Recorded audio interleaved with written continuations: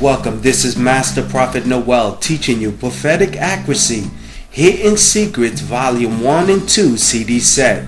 In this course, you will learn the hidden secrets all prophets must embrace if they truly desire to increase their prophetic accuracy. We will continue with today's teaching, Prophetic Accuracy, Hidden Secrets, Volume 1 and 2 CD set. We'll be right back with today's teaching.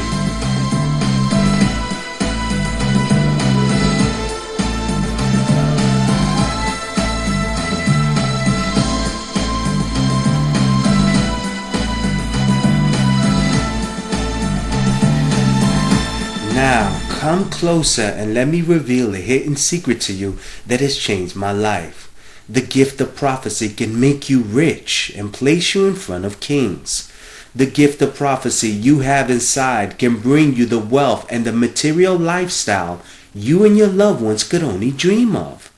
The gift of prophecy can empower you to walk away from your 9-to-5 job you so eagerly hate and move you closer to your faith, your family, and the financial freedom you so eagerly desire. The gift of prophecy is the answer, the solution to the wealth you diligently seek every morning when your alarm clock wakes you up. The moment the Lord revealed the hidden secret that lies inside of me and the powerful truth of its ability to give me the financial freedom 3 generations of family members could not achieve, was the moment I began to stir the gift of prophecy to increase my prophetic accuracy. Now the great prophet Daniel used his gift of prophecy to reveal the secrets of King Nebuchadnezzar's dream that brought him great wealth. In Daniel chapter 2 verse 46 to 48, then King Nebuchadnezzar fell prostrate before Daniel and paid honor and ordered that offerings and incense be presented to him. The king said to Daniel, "Surely your God is God of gods and Lord of kings and a revealer of mysteries, for you were able to reveal this mystery." Then the king placed Daniel in a high position and lavished many gifts on him. He made him ruler over the entire province of Babylon. You see, using the gift of prophecy, Daniel revealed the king's dream and was rewarded with great wealth due to his prophetic accuracy. Now listen to a prophetic word I gave to this caller that was so accurate that he was so impressed with my word that he joined my school of the prophets and became a graduate. Listen closely to this prophetic word. The prophet will say, Jesse, is that God is going to start moving you to make powerful decisions. This is going to be a year of decisions where it's going to be between you and God.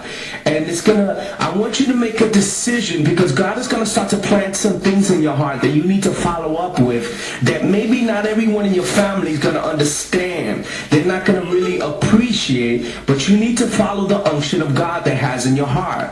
Some of the things that God is telling me that is going to deal with you, Jesse, is that I want you to contemplate that for 2010, you and your wife visiting the homeless shelters.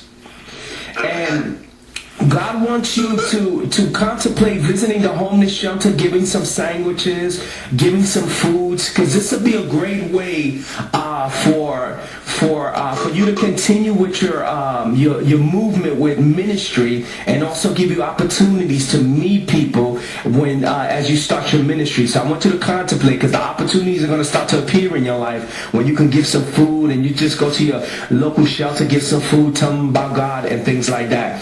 Also, I want you to also keep in mind, you're going to make an important decision about what you're going to do for 2010. Now, let me just tell you some things that you're contemplating that God is going to start to put in your heart. Be very careful because you're going to make a decision that has to do with moving to a closer ministry. And it's going to be something that you're going to be contemplating because there's a ministry there you got your eyes on. Do you understand what the prophet is saying? And it's going to be something that you're going to contemplate because you want to enjoy that ministry. You want to be a part of that ministry. But what I want you to keep in mind, there's nothing wrong with you enjoying the ministry and being blessed. But I want you to keep in mind, Jesse, that you have to start your own ministry, because you have to be very careful that a lot of ministers, they'll try to put you under their ministry and they'll stifle your growth. They'll stifle what God has called you to do. Right. So have you and your wife been talking about maybe moving and getting closer to a recognized ministry that that you guys got your eyes on? Yes, we've been contemplating moving, and we were saying, we were going to fellowship, but we talked about that too. We would fellowship with other churches, but I remember what you said a while back, and we talked about, not getting too caught up. Yes. The ministry because of that same thing. Yeah, because what happens, Jesse, this is what happens. When ministers see your giftedness, when they see your potential, what they'll do is they'll bring you into their ministry and they'll siphon your growth. They'll like stagnate the gifts and your abilities. And I've seen this happen to many, many people. That's why I try to tell people that you can enjoy other people's ministries, but you have to grow. You have to start your own. Because I got a guy. Let me give you an example. I got a guy named Danny that started with me when I first started my ministry. And I prophesied to him that he needed to get out of this certain church. He didn't want to listen to me. He said, no, prophet, they're going to make me a minister. They're going to ordain me. And I kept telling him that that's not their intentions. Their intention is just to keep you to sit down and you to come pay tithes. Right, exactly. And let me tell you, several years later, Jesse, I just saw him the other day, and he's still stuck in the same place. And the first thing I asked him was, are you in ministry yet? Do you have your ordination paper? And he tells me, prophet, he's still at the same place. Wow. And we don't want that for you. We want you to take over the world, you and your wife, and we want you guys to make some decisions. Now, God is going to start to put in your heart, Jesse, 1 year. God, you're going to start to see that God is going to make a commitment to you that he's asking 1 year from you, Jesse, 1 year. And in this year of 2010, you have to give him this 1 year so that you can see the movement of God in your life. Because what God is going to do, Jesse, he's going to start to move you to do other things. I know you have plans for 2010. You were thinking about law school, but God keeps saying 1 year. Give him 1 year. Because in this 1 year, Jesse, he's going to move you in so many directions, and it's going to show you that your dependency is not in money or physical opportunities, and your dependency is going to be on God. He's going to move you in this 1 year in 2010. You're going to go with your wife. You're going forward. You're going to continue to work, and then God is going to start to cause new events that are going to start to appear in your life, and it's all going to be in the promise of 1 year. Wow. And Jesse, I want you to also keep in mind, I want you to continue to look for your angels.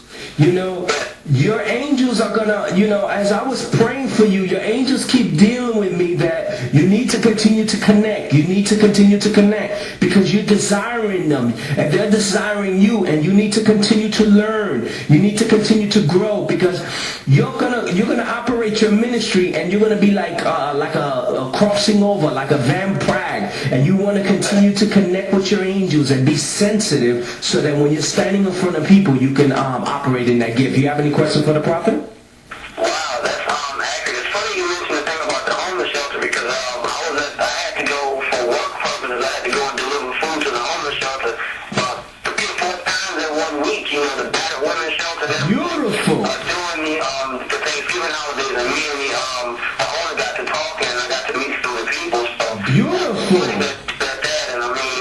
About the moving situation, that's so true because my wife and I were getting ready to move to Atlanta. Yeah.